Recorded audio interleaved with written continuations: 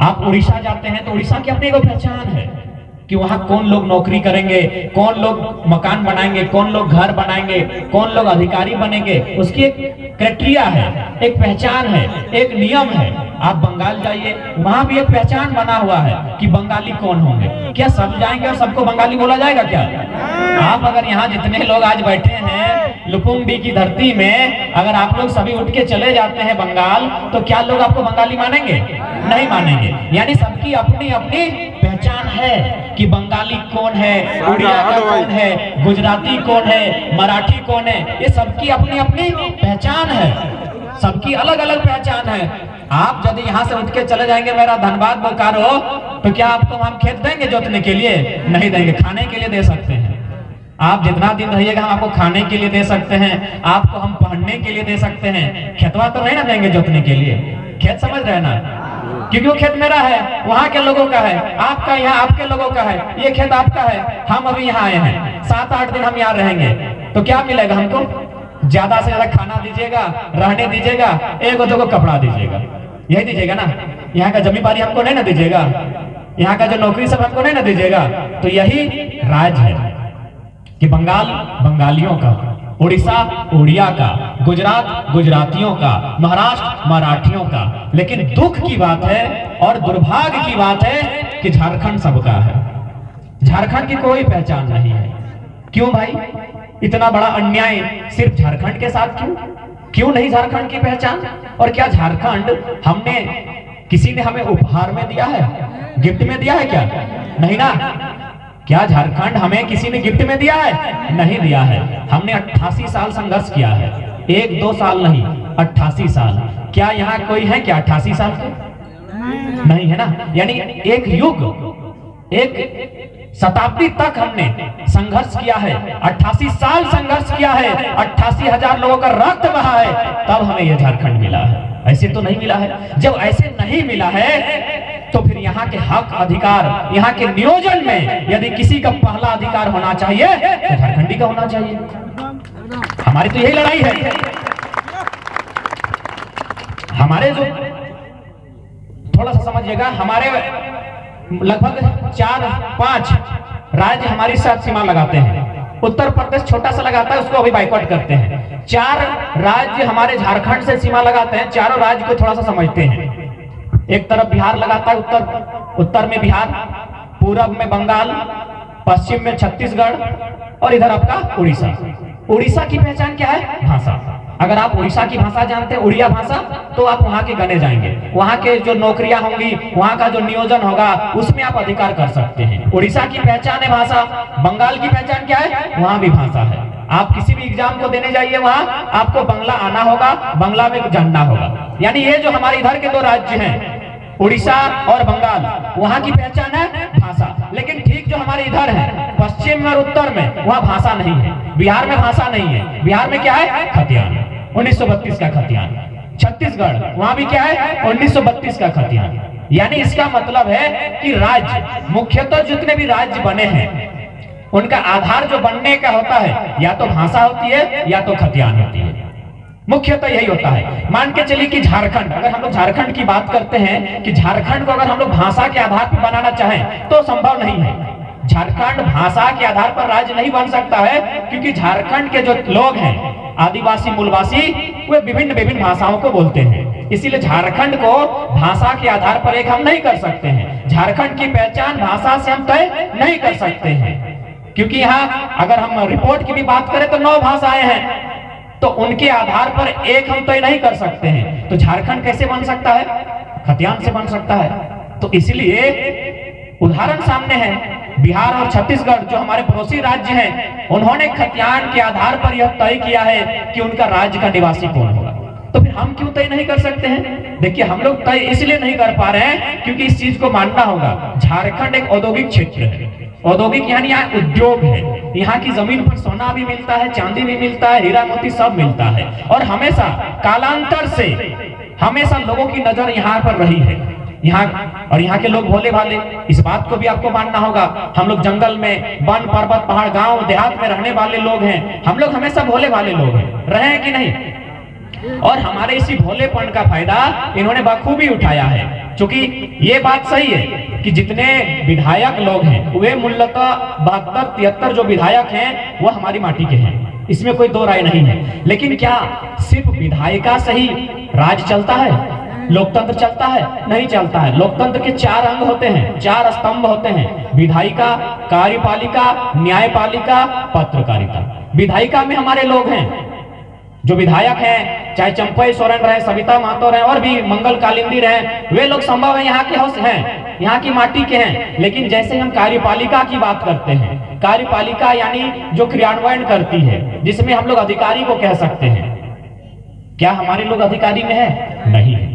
क्या वे IAS IPS के rank में है? नहीं है। क्या वे BDO CO के रैंक में है? नहीं है। क्या वे थाना प्रभारी हैं? नहीं है। तो नियम तो बनाती है विधायिका, तो कलम चला दी कि ये नियम है, नियम को क्रियान्वयन करती है कार्यपालिका, वहां हमारे लोग नहीं है। मुख्य स्थान होता है न्यायपालिका, क्या वहां हमारे लोग हैं? नहीं है। तो हमारे लोग, यदि हमारे लोग आगे आएंगे, न्यायपालिका में आएंगे, कार्यपालिका में आएंगे, कैसे आएंगे? उसके लिए आपको प्रोत्साहन देना होगा, यहाँ के लोगों को रिजर्व करना होगा, यहाँ के लोगों को प्राथमिकता देनी होगी, चाहे भाषा के आधार पर दें या खतियान के आधार पर दें। यहाँ के लोगों को अगर आगे बढ़ाना है तो यहाँ के लोगों पर आपका ध्यान केंद्रित होना होगा। आज डर क्यों है? आज डरने की क्या बात है, इसको भी जानना होगा। आप एक औद्योगिक क्षेत्र में आते हैं, आज ये जो जमशेदपुर का क्षेत्र है, जो सिंहभूम का क्षेत्र है, ये मुख्यतः एक औद्योगिक क्षेत्र है, आपकी जानकारी होनी चाहिए। आप तो यहाँ के लोग हैं, मैंने किताबों में पढ़ा है। चांडिल डैम आपका किधर है ना बगल में? चांडिल डैम में डैम बनने के समय तमाम लोगों की जमीनें ली गई। मेरे पास वो आंकड़े नहीं है, लेकिन जो कुर्मी लोग हैं उनके आंकड़े मेरे पास है। आंकड़े कहते हैं 60,000 एकड़ जमीन लिया गया है। कितना? 60,000 एकड़ सिर्फ एक समाज का। उसके बाद संथाली है, हो है, उरांव है, उनका भी जमीन लिया गया है। उनके अलावा भी और भी समाज हैं, लेकिन उनका आंकड़ा मेरे पास नहीं है, इसीलिए मैं उस पर बात नहीं करूंगा। लेकिन जिसका आंकड़ा मेरे पास है, जिसको मैंने पढ़ा है, 60,000 एकड़। 60,000 एकड़ का मतलब मोटा मोटी 60 गो गांव, छोटा छोटा, हम मोटा मोटी माने 84 गांव, हम मोटा मोटी माने यानी उतना गांव को बेघर किया गया। चलिए ये भी मानते हैं कि चलिए विकास होना चाहिए, कंपनी आनी चाहिए, फैक्ट्रियां लगनी चाहिए, विकास होना चाहिए, हम विकास के विरोधी नहीं है। 60 नहीं, 84 नहीं, आप 184 गांव उजाड़िए, दिक्कत नहीं है। लेकिन जिन गांवों को आपने उजाड़ा है, प्राथमिकता उनको मिलनी चाहिए ना। जिन गांवों को आपने उजाड़ा है, प्राथमिकता उनको मिलनी चाहिए, जिन गांवों को आपने उजाड़ा है। क्योंकि वो जमीन, वो गांव, वो खेत, वो खलिहान उनकी उनकी माटी, उनकी माँ है, माँ समान है। आपने उनको उनकी जमीन से बेदखल किया है विकास के नाम पे, तो पहला विकास उनका होना चाहिए। तो क्या आपने विकास किया? नहीं किया। 60,000 एकड़ जमीन जो लिया गया है, दुख की बात है, दर्द और पीड़ा की बात है, 1.5 रुपया डिसमिल लिया गया है। 1.5 रुपया डिसमिल में उतना सारा जमीन 1.5 रुपया डिसमिल लिया गया है। इसलिए आज लड़ाई की आवश्यकता है। आज नहीं लड़ते हैं तो हो सकता है वो घटना जो कभी चांडिल में घटा है, जो पंचायत मैथान में घटा है, वो घटना आपके गांव में भी घट सकती है। क्योंकि एक बात सबने कहा है, जो व्यापारी होते हैं उनका कोई मजहब और धर्म नहीं होता है, उनके लिए सिर्फ मुनाफा मायने होती है। तो आज अगर हम लोग जागरूक नहीं होते हैं, अपने हक अधिकार के लिए लड़ नहीं पाएंगे, तो निश्चय ही एक दिन ऐसा आएगा कि हम लोग गुलामी की जंजीरों में होंगे। आज ये जमीन जिसके कभी हम लोग राजा हुआ करते थे, ये माटी जिस पर हमारा मालिकाना हक होता था, आज निश्चय ही छीनने का काम किया जा रहा है। इसका भी कारण है, आज से 30-40 साल पहले की अगर बात करें तो हमारे गांव के लोगों को जबरन नौकरी दिया जाता था। जिस क्षेत्र में हम रहते हैं, आपका कोयलांचल में, वहां के लोगों को जबरन नौकरी दिया जाता था। वे लोग अक्सर कहते थे कि साहब हम नौकरी करके आपको सलामी नहीं करेंगे, हमारे घर 4 गो बेटा है, अगर में बहुत धान भरायल है, बेटा समझ रहे ना। तो हमारे लोग माटी पे, अपनी खेती पे गर्व करते थे। हमारे जो लोग हैं वो माटी पे, खेती पे गर्व करते थे। तब इन्होंने क्या किया कि झारखंड के लोगों को यदि गुलाम बनाना है, इन्हें अगर अपने नीचे रखना है, तो इनकी माटी को छीनना होगा। तब से लेकर आज तक जितने प्रयास किए जा रहे हैं मूलतः हमारी माटी को छीनने के लिए। क्या ये माटी हमें किसी ने उपहार में दिया है? नहीं, इसके लिए वो संघर्ष है, एक बहुत बड़ा संघर्ष हमने किया है, तब आज जाकर ये माटी, ये जमीन हमारे पास है। लेकिन आज तमाम कंपनियां, विशेषकर ये औद्योगिक क्षेत्र है, यहाँ के लोगों की नजर हमेशा हमारी माटी पर रही है। यदि हम लोग लड़ नहीं पाते हैं तो एक बात बताइए, हम लोग कहाँ जाएंगे? आज हम लोग गांवों में हैं, मान के चलिए उन गांवों में भी अगर किसी माध्यम से वे लोग जमीन का अधिग्रहण करते हैं तो क्या हम सारंडा के जंगलों में जाएंगे? और सारंडा का जंगल क्या आपके लिए सुरक्षित है? नहीं सुरक्षित है। सारंडा का जंगल भी आपके लिए अब सुरक्षित नहीं रहा। इसलिए अपने जमीन, अपनी सरजमीन, क्योंकि इसके बाद हमारा कहीं खेत नहीं, हमारा कहीं खलिहान नहीं, इसलिए लड़ाई को लड़नी है कि अगर मेरी माटी है तो पहला अधिकार मुझे मिलना चाहिए। आज तमाम औद्योगिक गतिविधियां हमारे क्षेत्रों में, यहाँ कोयला का खनन होता है, लेकिन कितना दुर्भाग्य की बात है, कितनी साजिश की बात है, उसका हेडक्वार्टर कहाँ है? कलकत्ता में। इतना बड़ा अन्याय तो नहीं होना चाहिए। किसी अन्य राज्य के साथ इतना बड़ा अन्याय नहीं हो रहा है जितना बड़ा अन्याय झारखंड और झारखंड वासियों के साथ हो रहा है। अरे भाई, जब कोयला का खनन हम करते हैं, कोयला अगर हमारी जमीन से उत्पादन होता है तो हेडक्वार्टर यहाँ होना चाहिए ना। उस कोयला से जो लाभ मिलता है वो हमें मिलना चाहिए ना। जब हमसे बच जाए आप किसी को दीजिए, हमें आपत्ति नहीं। एक कहावत था कि हमारा पानी हमारा पसीना और बिजली जलाएगी शेख हसीना। क्या है भाई? पानी हमारा, पसीना हमारा और बिजली जला रही है शेख हसीना, बांग्लादेश की प्रधानमंत्री। आपको पता है कि नहीं कि झारखंड में जो बिजली का उत्पादन होता है वो पूरा बंगाल को अंजर करती है और उसके बाद बांग्लादेश को, और यहाँ झारखंड के लोग अंधेरे में हैं। इतना बड़ा अन्याय पूरे हिंदुस्तान में किसी राज्य, कहीं के लोगों के साथ नहीं हो रहा है जो अन्याय आज झारखंड के साथ हो रहा है। इसलिए आज लड़ाई को मजबूत करने की आवश्यकता इसलिए है। और मैंने बार बार कहा है कि हमारे पुरुष ही नहीं, हमारी माताओं बहनों ने भी आगे आकर आंदोलन किया है कि जब जब सजी है थाल क्रांति की, जब जब सजी है थाल क्रांति की, माओं ने खुद बेटों की बोलियां दी है। क्रांति ने अगर एक सर मांगा है, हमने भर भर कर झोलियां दी है, हमने भर भर कर झोलियां दी है।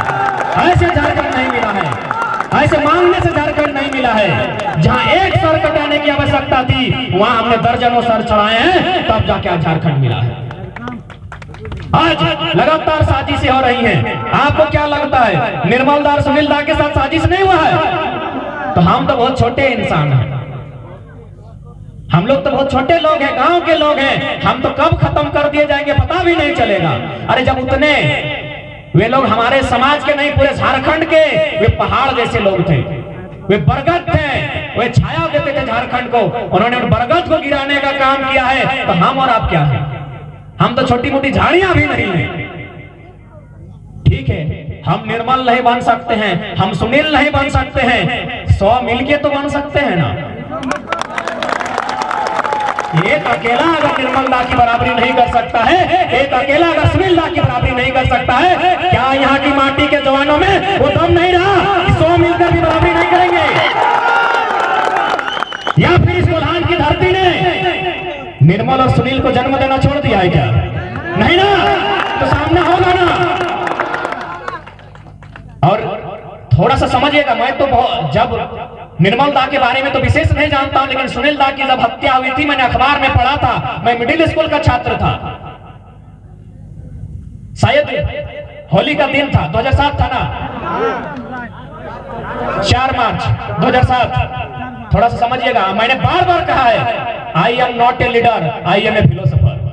मैं नेता नहीं हूं, मैं एक दार्शनिक हूं, मैं आपको आपका भविष्य दिखाने आया हूं। अरे भविष्य तो छोड़िए, आज मैं आपको सुनील दा की शहादत को यहाँ प्रकट करके मैं आपको आपका भूतकाल दिखा रहा हूं कि भूतकाल में क्या षड्यंत्र हुआ होगा।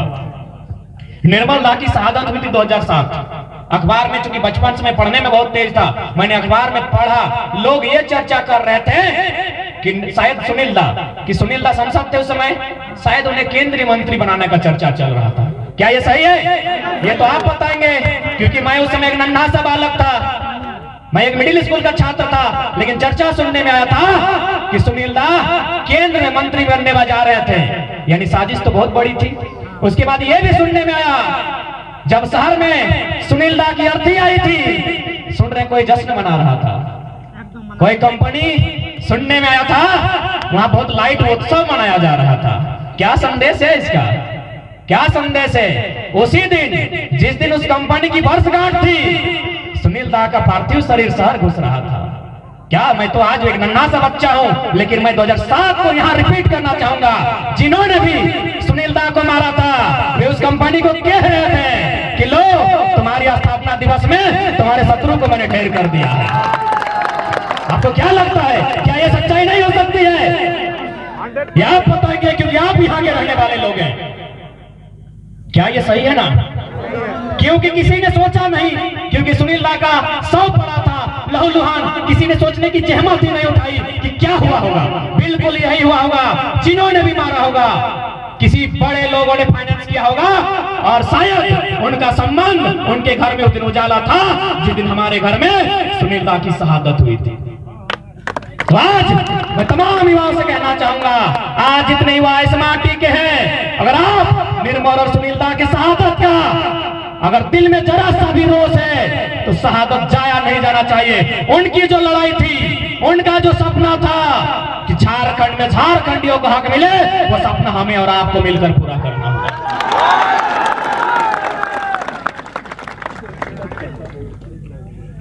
कुछ लोग ये भी कहते हैं कि निर्मल सुनील दा की घटना से कुछ दिन पहले शायद किसी कंपनी के साथ भूमि अधिग्रहण को लेकर उनका टेबल टॉक भी हुआ था। क्या ये सही है? कुछ दिन पहले, उनकी मृत्यु से कुछ दिन पहले कंपनी के साथ, जो कंपनी रहे उनके साथ टेबल टॉक हुआ था भूमि अधिग्रहण को लेकर, स्थानीय लोगों के रोजगार को लेकर। तो संकेत और इशारे तो स्पष्ट करते हैं कि आज से नहीं, सदियों से जब जब इस माटी के बेटे ने ललकार भरी है, जो हमें मिटाना चाहते हैं, जो हमें मिटाना चाहते हैं, उन्होंने हमेशा साजिश रची है। आज एकजुटता की बारी है, क्योंकि आज ये बात हमें भी स्वीकारनी होगी कि निर्मल और सुनील रोज रोज पैदा नहीं होते, वे सदियों में एक बार ही आते हैं। लेकिन हाँ, वे अगर 100 सालों में एक बार आते हैं, तो हम 100 मिलकर जरूर उनका मुकाबला और उनके जैसा बन सकते हैं, और उन्होंने जो सपना छोड़ कर गए हैं, उन्हें हम आगे बढ़ा सकते हैं।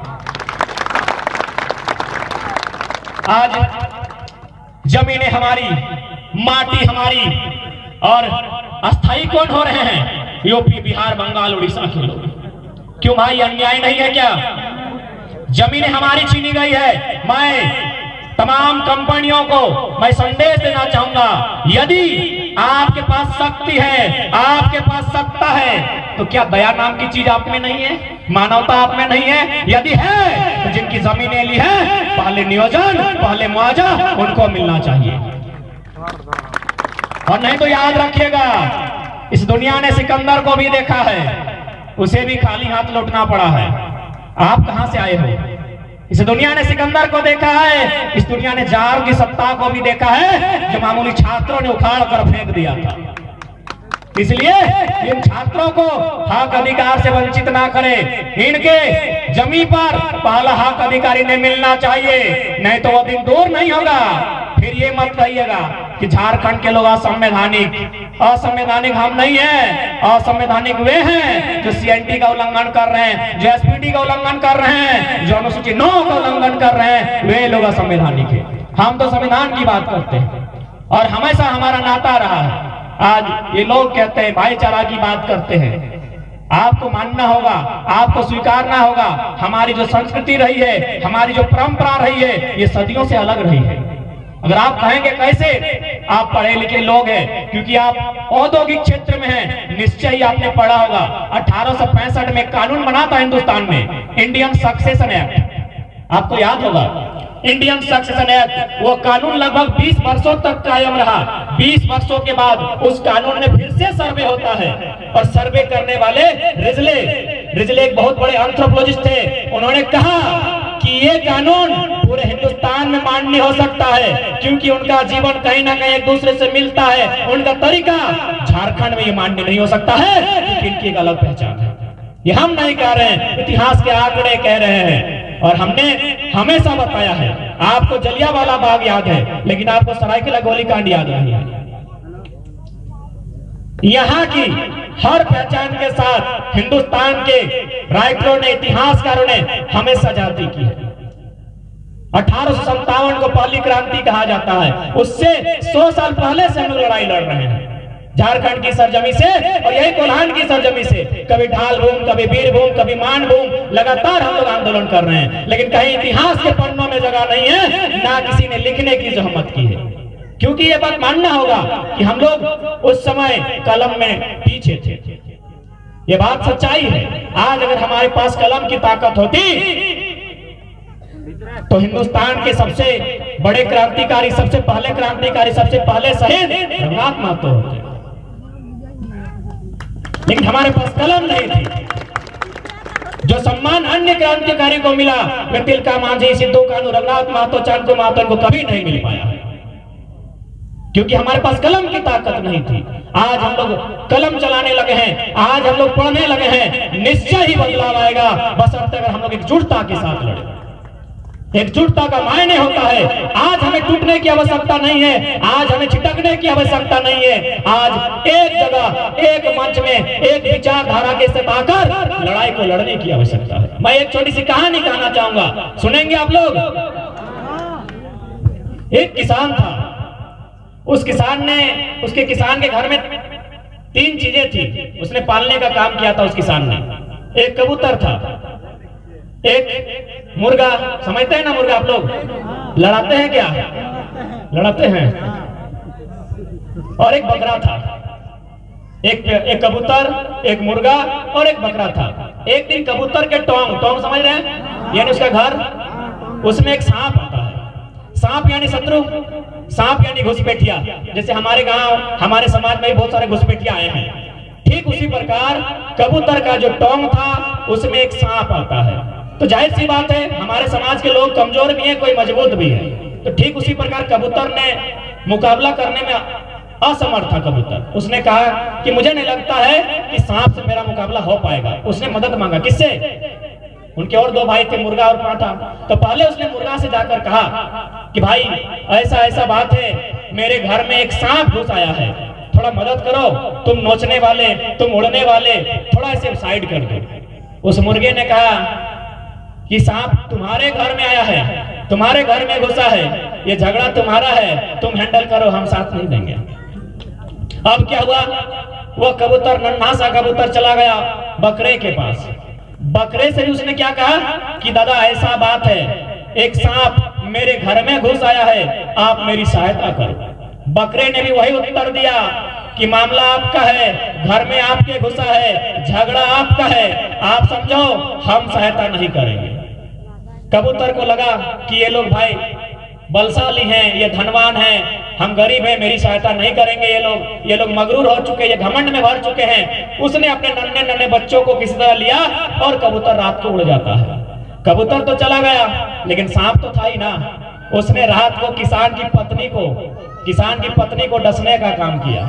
अब जब किसान की पत्नी को डसा तो सुबह झाड़ फूक करने वाले लोग आए, थोड़ा सा मित्र, आपूस कुटुंब समझ रहे ना, आपूस कुटुंब देखने आए। अब देखने आए तो खाने के लिए चाहिए ना, मुर्गा को काटा। 2 दिन बाद और 2 लोग आए, मुर्गा खत्म था, बचा था पांठा, अब पांठा को काटा गया। तो इस कहानी का मतलब क्या है, यदि मुर्गा और बकरे ने यदि अपने छोटे भाई कबूतर की साथ दिया होता, आज तीनों जिंदा होते हैं। यही समाज है। आप बलवान हो सकते हैं, आप बलवान हो सकते हैं, आप धनवान हो सकते हैं, लेकिन एगो निंगसा बोलते हैं ना हम लोग, कब आ जाए, किस बहाने से आ जाए, कहना मुश्किल है। तो इसलिए मगरूर ना हो, दर्प में दर्पित ना हो। अगर आपका समाज का व्यक्ति है, आपका भाई है, उसकी सहायता करें, उसका साथ जरूर दे। क्योंकि आज जो लड़ाई आई है, ये समाज की लड़ाई है, ये सामूहिकता की लड़ाई है। एक अकेला हार जाएगा, ये लड़ाई सबको मिलकर लड़नी है। अब देखिए, एक हजारीबाग का मामला है, तो अगर कागज है तो लाएंगे, हम आपको पढ़ के सुना देते हैं। विनोदा, देखिए हजारीबाग का मामला है, जेपीएससी समझते हैं ना, हमारे समाज की एक बहन है, उन्होंने हजारीबाग उनका घर है, जेपीएससी क्लियर किया है। अब देखिए उनके साथ क्या साजिश हो रही है।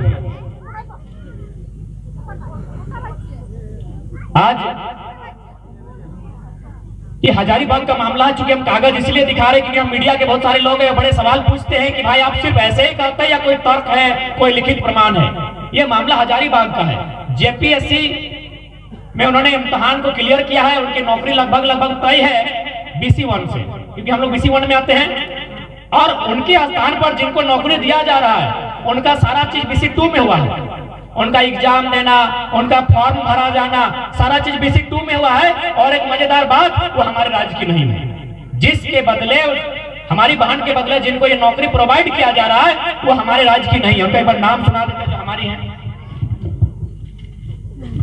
कुमारी प्रेरणा दीप, पिता का नाम नागेश्वर महतो है, घर है आपका बरकट्टा हजारीबाग। कुमारी प्रेरणा दीप, उन्होंने क्या किया है, सारा चीज क्लियर हो चुका है, इंटरव्यू भी हो चुका है और BC1 से, और वो सीट भी BC1 की है।